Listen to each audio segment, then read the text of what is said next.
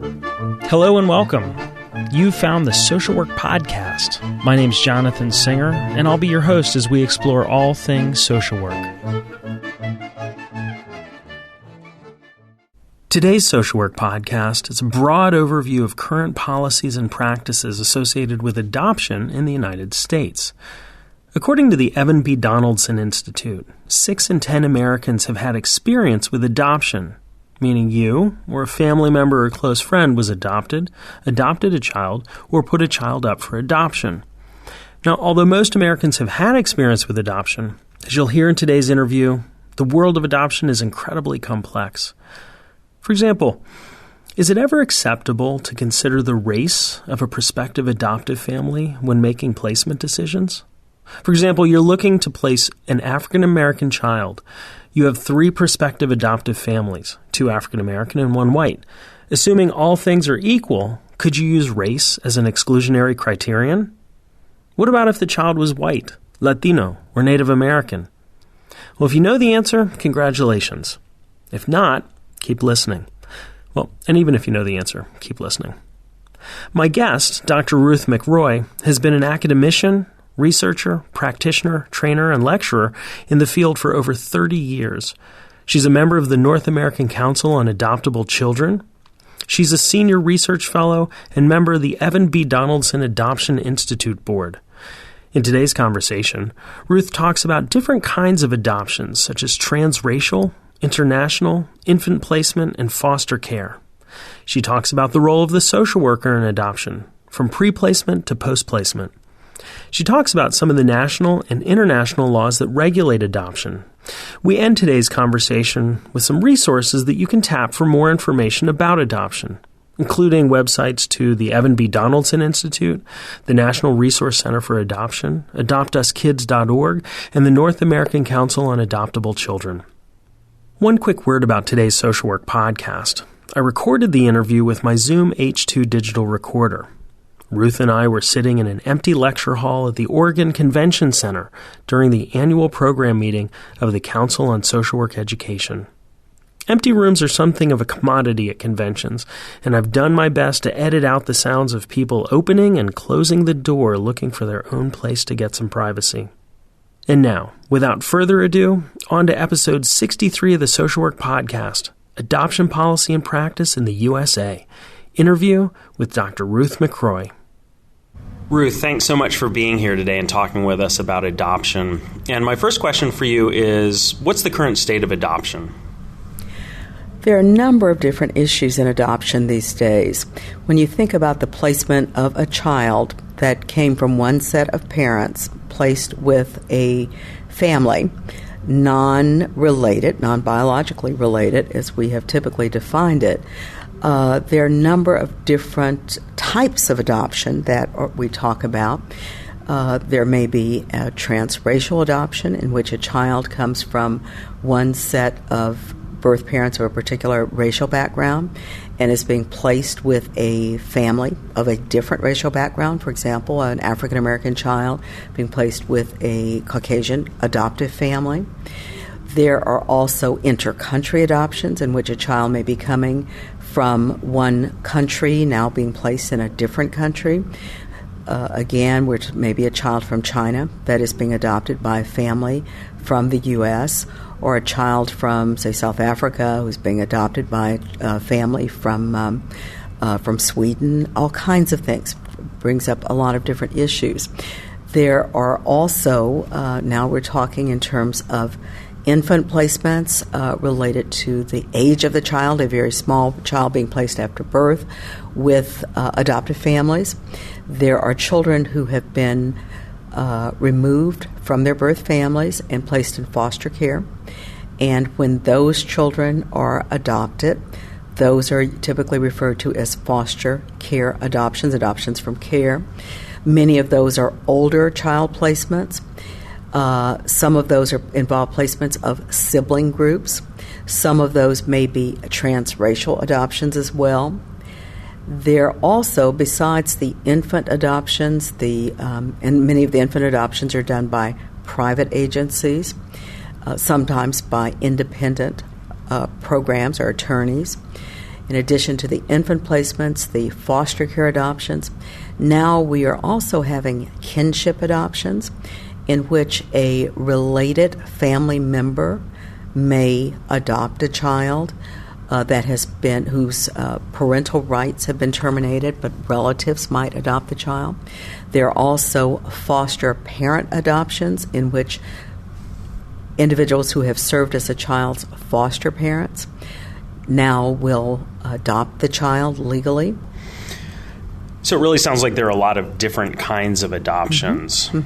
Yes, there are. And within those kinds of adoption, there are differences in terms of opportunities for contact between birth and adoptive families. Historically, once the adoption papers were signed, there would be no further contact between birth and adoptive families. But now we have varying degrees of openness in adoption, which include the traditional, more confidential adoption with no further contact. We also have mediated adoptions in which there may be information that is transmitted between adoptive and birth families, but that transmission is non-identifiable information, typically transmitted through the agency between the two parties. Some of that transmission may be time limited, which would suggest a time-limited mediated adoption in which that transfer of information is for a specified period of time. Or there may be ongoing, fully disclosed adoptions in which the adoptive parents and the birth parents are exchanging identifiable information with opportunity for ongoing face-to-face contact, or maybe contact that is between the two parties, maybe via email, all kinds of other kinds of contact, postal, mail, but it is direct and not through the agency. Sometimes those contacts are ongoing, and then sometimes they are time limited. They may stop. One party stops sending mail or making contact. There are also variations in terms of the persons involved in such contact. Maybe it involves the birth mother once in a while, or from time to time. Maybe the birth father is involved. Sometimes there are contacts in which birth grandparents and similarly adoptive grandparents.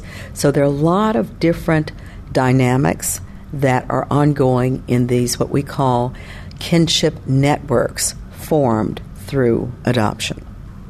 So what is a social worker's role in all of these various permutations of adoption? Well, there are a variety of different roles that social workers may play. First of all, if we're talking about adoptions that are arranged through private agencies, the social worker typically is on staff of a private agency the social worker may be involved in working with birth families.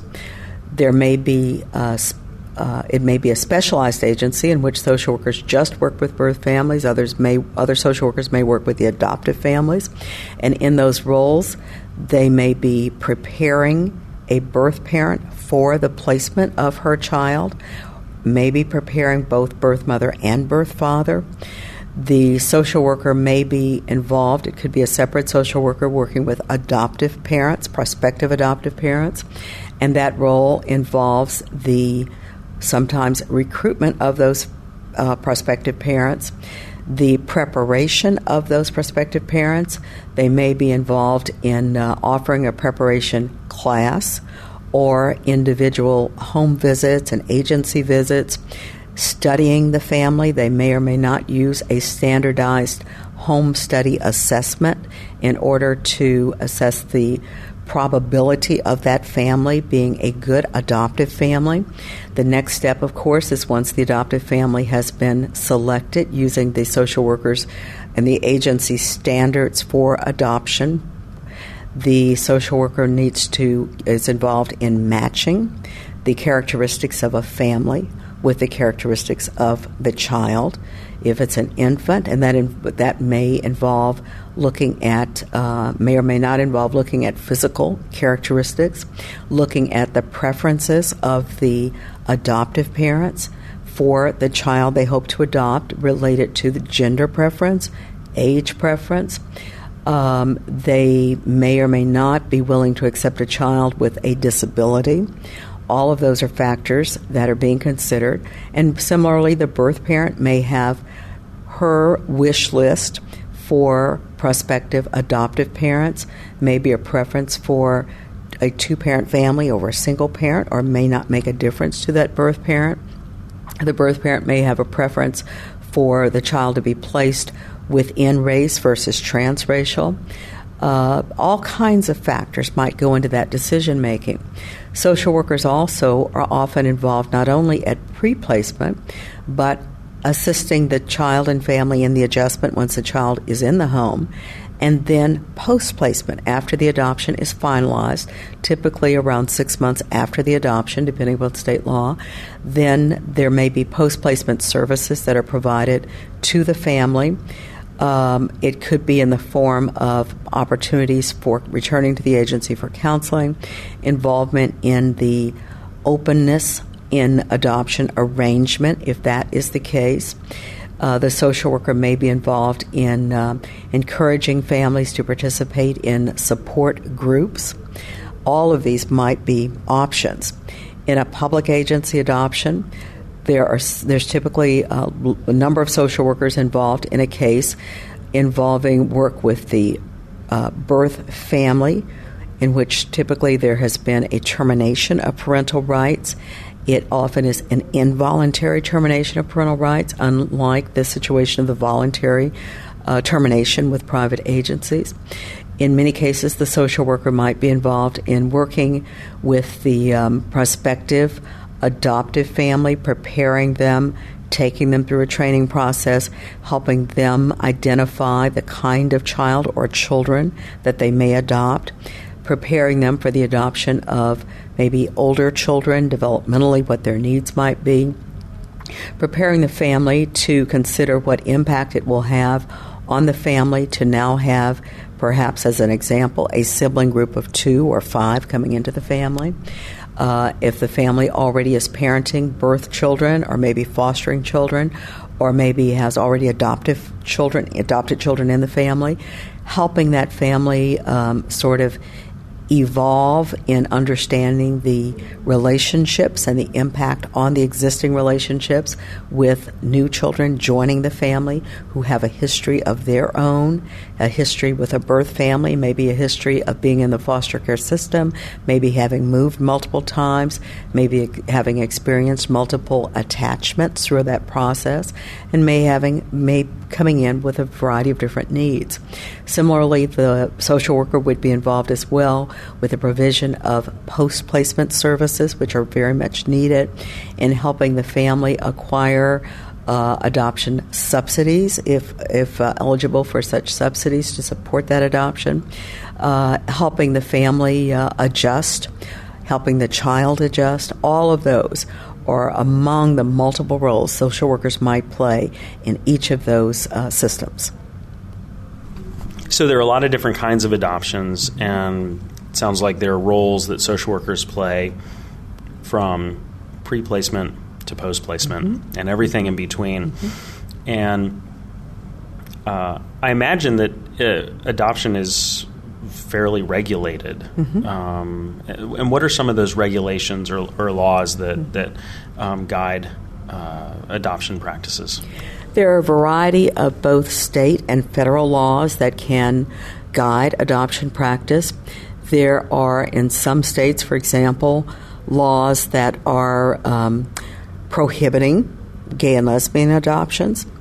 There are often proposals in some state legislation that may address some of those specific issues in terms of who can adopt.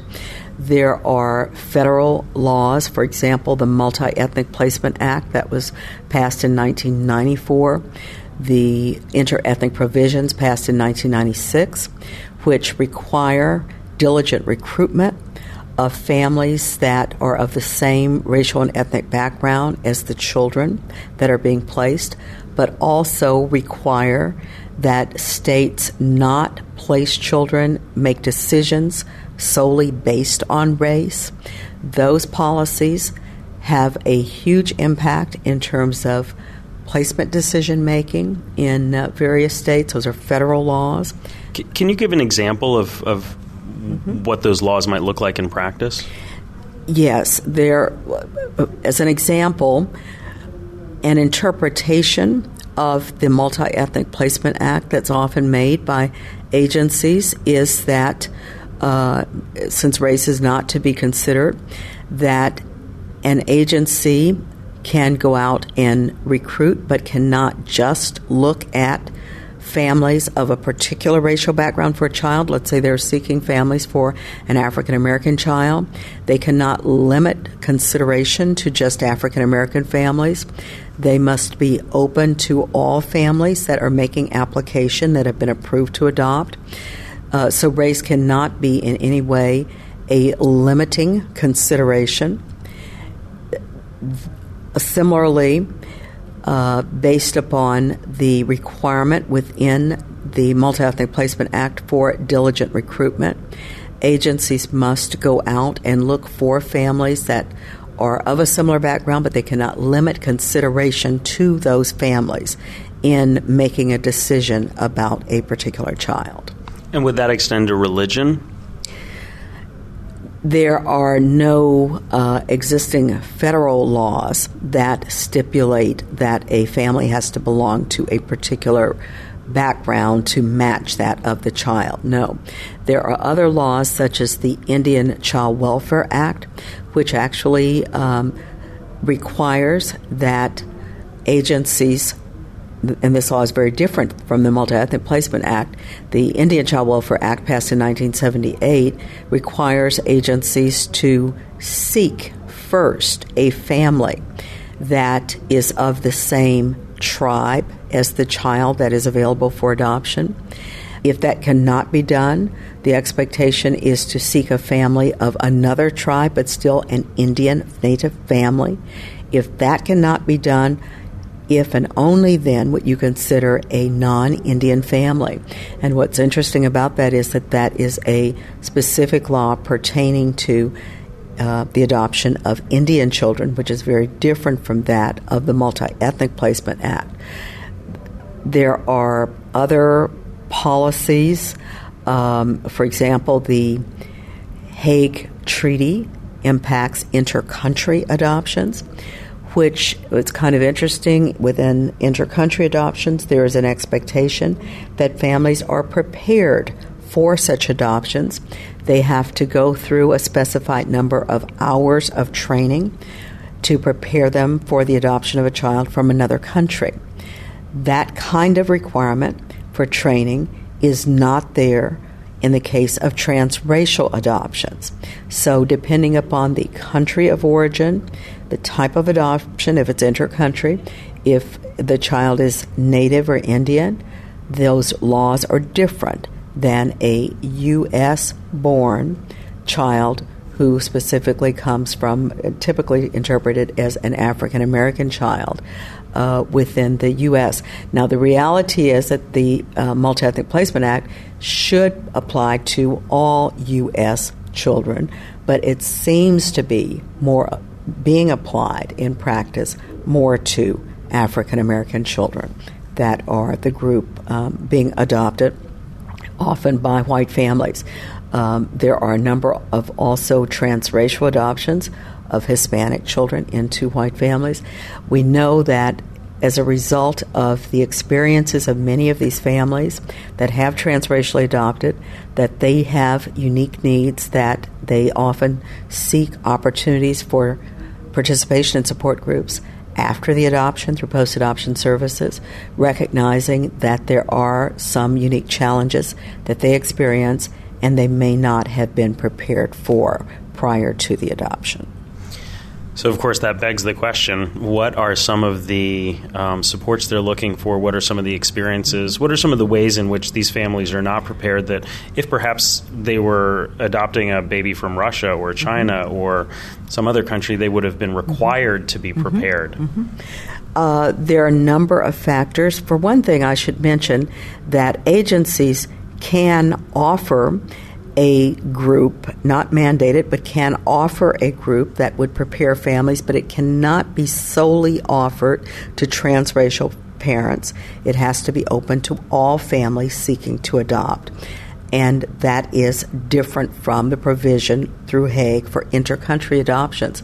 Families typically need help with the child's racial identity development.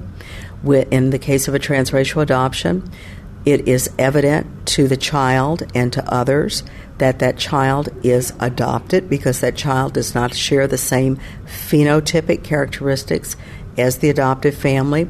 Of course, a child does not share the same genotypic characteristics.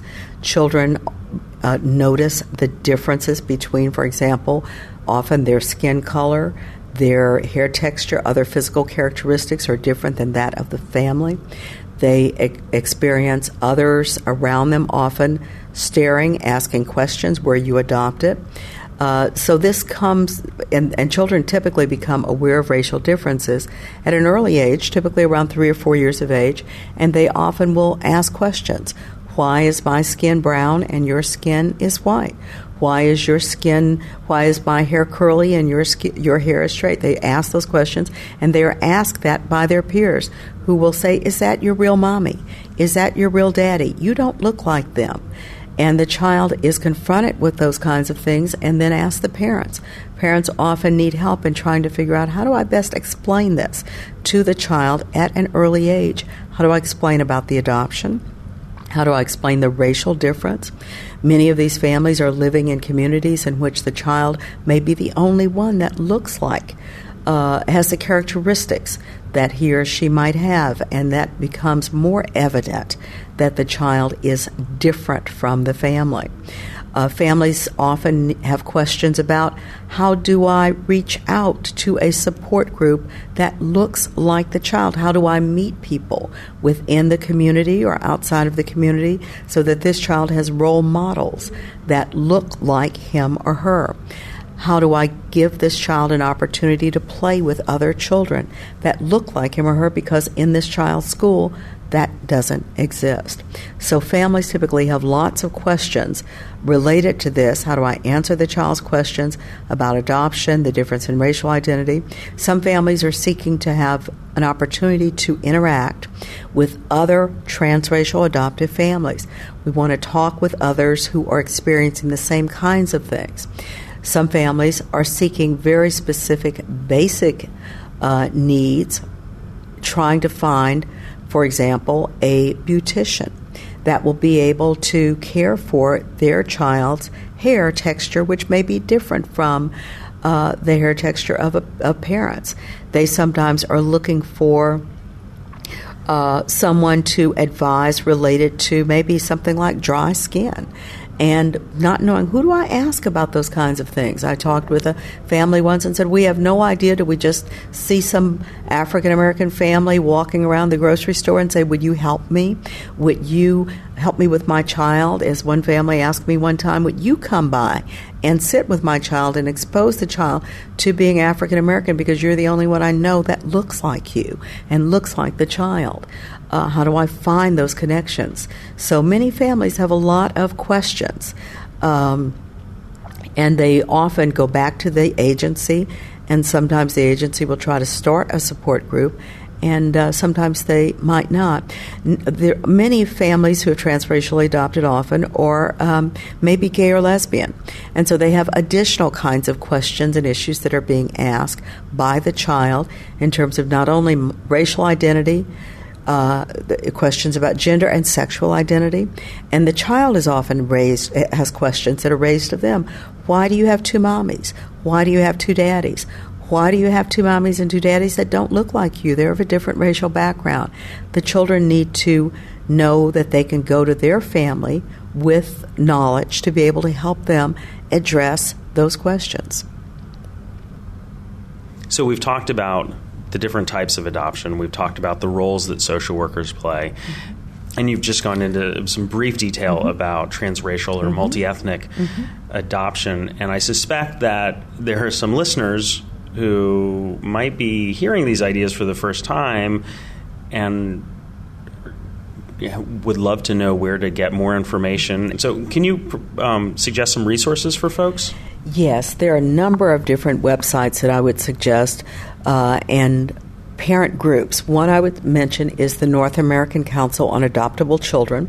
The acronym is NACAC, which has an annual conference each year, typically in August, and brings together adoptive families. They have provisions for children there, but it's a wonderful opportunity for parents and professionals to get together and learn all about many of the issues that I've been talking about.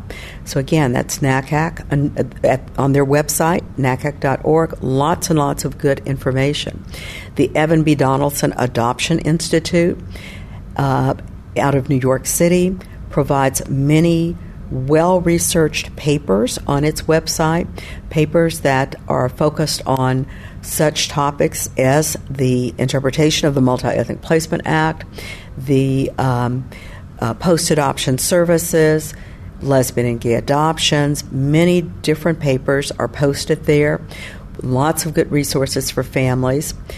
In addition to those two entities, the website for All Children, All Families provides excellent information for gay and lesbian adopters.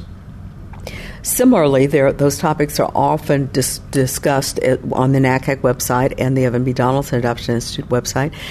One that is sponsored by the U.S. Children's Bureau is the Child Welfare Information Gateway. Lots and lots of interesting links to all kinds of information about adoption, about foster care.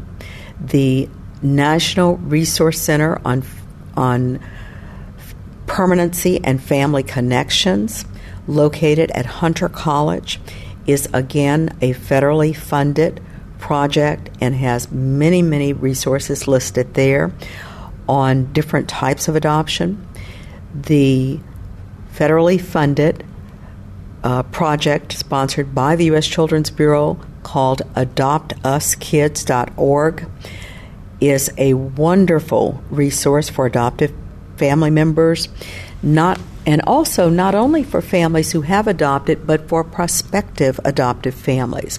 Adopt Us Kids offers a photo listing website that includes children that are waiting for adoption and families that are waiting for adoption. There are over 4,000 children listed. There are over 4,000 families listed. Lots of good information and resource materials, such as a publication called Finding a Fit That Lasts a Lifetime, which is a wonderful resource document for agencies trying to find appropriate families for children available for adoption. Both the Child Welfare Information Gateway and Adopt Us Kids presents information about the numbers of children awaiting adoption. Currently, there are about 114,000 children available for adoption. About 70,000 of those are legally free for adoption. Those are represented among the population of children in foster care, which is around 466,000 at this point. Each year, about 75,000 or so children are adopted from foster care. Information about those adoptions, about those children, can be found on many of those websites that I've identified. That's great. Those are wonderful resources, and I'll make sure that we put them on the Social Work Podcast website so people can go link directly to them. There's one more resource that I want to mention, and that's the National Resource Center for Adoption. And that is located at Spalding in Michigan. Again, a federally funded initiative with lots and lots of excellent information. There are opportunities for states to receive training and technical assistance at each of those resource centers, including the National Resource Center for Permanency, the National Resource Center for Adoption, and Adopt Us Kids, where consultants will go out into the states and work with state adoption managers and workers focused on trying to find permanency for that large number of children in foster care that need adoptive families. Currently, we have about 30,000 children who age out of the system each year who never achieved permanency through adoption. Large numbers of those children end up among the homeless population. Many of those children end up in the criminal justice system. We have a great need to find families who wish to provide a permanent home for children in the system. So it is extremely important for both public agency workers and private agency workers to partner to increase the chances of those, at this point, 114,000 children that need to have a place to call home. Ruth, thanks so much for talking with us today about this clearly urgent issue of adoption, for providing statistics and the real life aspects of why adoption is important for the kids, and is something that we should be considering as social workers who are involved in human rights and social justice. So thanks for being here. Thank you for inviting me. I enjoyed it. I'm Jonathan Singer, and thanks for being with me today for another episode of the Social Work Podcast. If you missed an episode or have suggestions for future episodes, please visit socialworkpodcast.com. If you'd like to support the podcast, please visit our online store at cafepress.com/swpodcast. To all the social workers out there, keep up the good work. We'll see you next time at the Social Work Podcast.